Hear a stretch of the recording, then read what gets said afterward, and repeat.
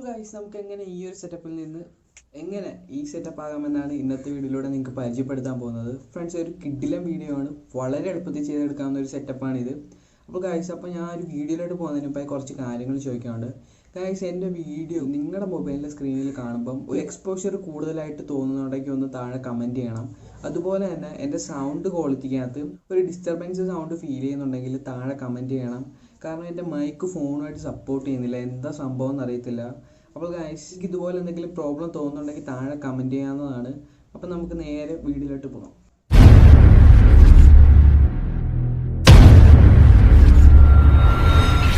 അപ്പോൾ ആദ്യമേ ഞാൻ എൻ്റെ ഫ്രണ്ടിൽ നിന്ന് വരുന്ന ഒരു ലൈറ്റിൻ്റെ കാര്യം പറയാം. അതൊരു സോഫ്റ്റ് ബോക്സ് ആണ്, ഞാൻ വീട്ടിൽ തന്നെ ചെയ്തതാണ്, 40 രൂപ ചിലവിൽ.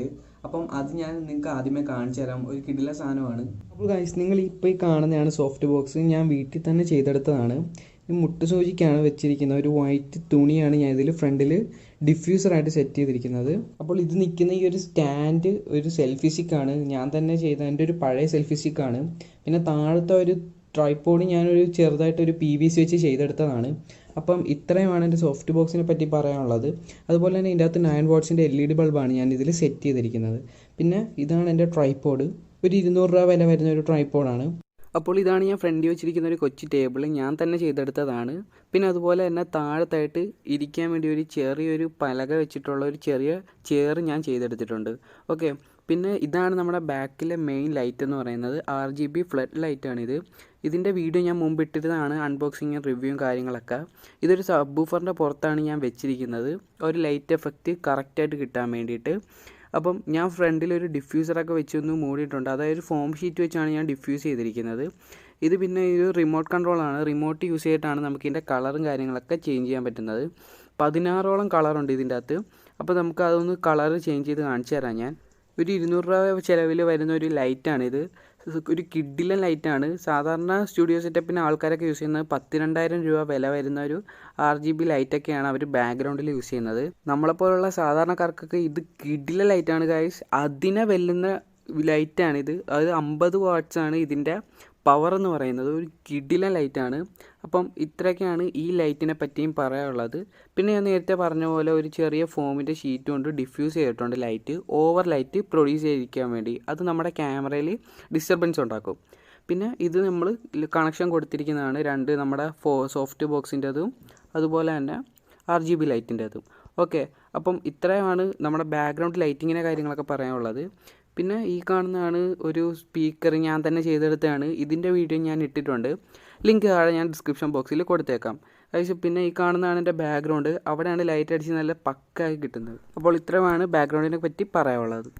അപ്പോൾ ഗൈസ്, ഇത്രയൊക്കെയാണ് ഞാനൊരു സ്റ്റുഡിയോ സെറ്റപ്പിന് വേണ്ടി ചെയ്തിരിക്കുന്നത്. നമ്മൾ സോഫ്റ്റ് ബോക്സ് വെച്ചിരിക്കുന്നത് ഒരു 45 ഡിഗ്രിയിലാണ്. അതായത് നമ്മുടെ ഈ ഒരു സൈഡ് ചെറുതായിട്ടൊരു ഷാഡോക്കും അതുപോലെ ഈ ഒരു സൈഡ് ഒരു നല്ല ലൈറ്റ് ബ്രൈറ്റ്നസ് കിട്ടാൻ വേണ്ടിയാണ് ഒരു 45 ഡിഗ്രി ആംഗിളിൽ സോഫ്റ്റ് ബോക്സ് സെറ്റ് ചെയ്യുന്നത്. മിക്ക യൂട്യൂബേഴ്സും അങ്ങനെ തന്നെയാണ് സെറ്റ് ചെയ്യുന്നത്. സ്റ്റുഡിയോ സെറ്റപ്പിന് ലൈറ്റിംഗ് ആണ് കൂടുതൽ എഫക്റ്റും കാര്യങ്ങളൊക്കെ കൊടുക്കുന്നത്. ഗൈസ്, അപ്പം ഞാൻ ഇത്രയും ചെയ്തെടുക്കാൻ വേണ്ടി എനിക്കൊരു 300 രൂപയോളം ചിലവായിട്ടുള്ളൂ, വെറും 300 രൂപയോളം ചിലവായിട്ടുള്ളൂ. അതുപോലെ തന്നെ ഞാൻ വീഡിയോ ഷൂട്ട് ചെയ്യുന്നത് Realme X2 എന്ന ഫോണിലാണ്. അതിൽ ബൊക്കെ മോഡ് ഉള്ളതുകൊണ്ടാണ് ഞാൻ മെയിനായിട്ട് ആ ഒരു ഫോൺ എടുത്തത്. ബൊക്കെ മോഡ് എന്ന് ഉദ്ദേശിക്കുന്നത് നമ്മുടെ ബാക്ക്ഗ്രൗണ്ടൊക്കെ ബ്ലറായി കിട്ടുന്ന മോഡ്.